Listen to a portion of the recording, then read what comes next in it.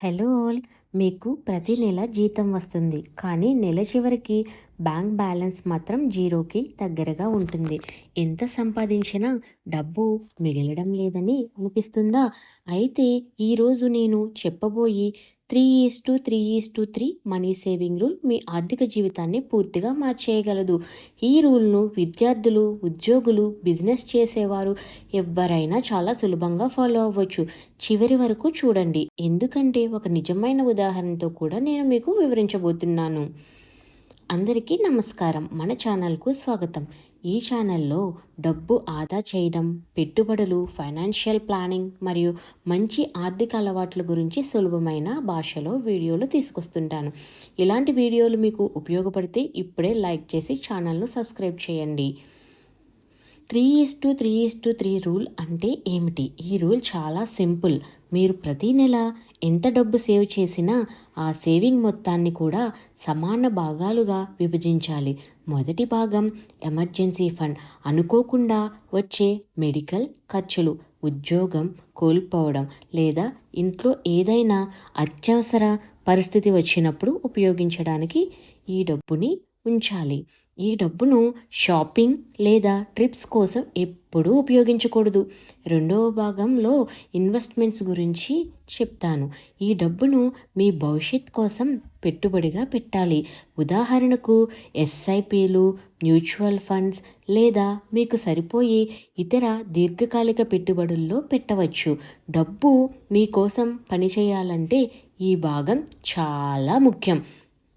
మీ కలలు మరియు లక్ష్యాలు చేరుకోవడానికి ఇల్లు కొనాలి, కారు కొనాలి, పిల్లలు చదువులకు డబ్బు కావాలి, విదేశాలకు వెళ్ళాలి లేదా మీ సొంత బిజినెస్ ప్రారంభించాలి. ఇలాంటి లక్ష్యాల కోసం ఈ భాగాన్ని ప్రత్యేకంగా సేవ్ చేయాలి. ఒక చిన్న ఉదాహరణ చూద్దాం. మీ జీతం 60,000 అనుకుందాం. ప్రతి నెల మీరు 9,000 సేవ్ చేస్తున్నారని అనుకుందాం. 9,000ను 3 భాగాలుగా విభజిస్తే 3,000 ఎమర్జెన్సీ ఫండ్కి, 3,000 ఇన్వెస్ట్మెంట్స్లోకి, 3,000 మీ భవిష్యత్ లక్ష్యాల కోసం. ఒక్క సంవత్సరం తర్వాత ఎమర్జెన్సీ ఫండ్లో 36,000 ఉంటాయి. ఇన్వెస్ట్మెంట్స్లో 36,000తో పాటు వచ్చిన లాభం, మీ కళల కోసం మరో 36,000. అంటే ఒక సేవింగ్తో మీరు 3 ముఖ్యమైన లక్ష్యాలను ఒకేసారి చేరుకుంటున్నారు. ఈ రూల్ వల్ల లాభాలు. ఈ రూల్ ఎందుకు అంత మంచి రూల్ అంటే, మొదటిగా మీ సేవింగ్స్ మొత్తం ఒకే చోట ఖర్చు అయిపోయి రెండవది అత్యవసర పరిస్థితుల్లో అప్పు తీసుకునే అవసరం తగ్గుతుంది. మూడవది, పెట్టుబడుల ద్వారా మీ సంపద నెమ్మదిగా పెరుగుతుంది. నాలుగవది, మీ కలల కోసం ప్రత్యేకంగా డబ్బు సేవ్ చేయడం వల్ల వాటిని త్వరగా సాధించే అవకాశం ఉంటుంది.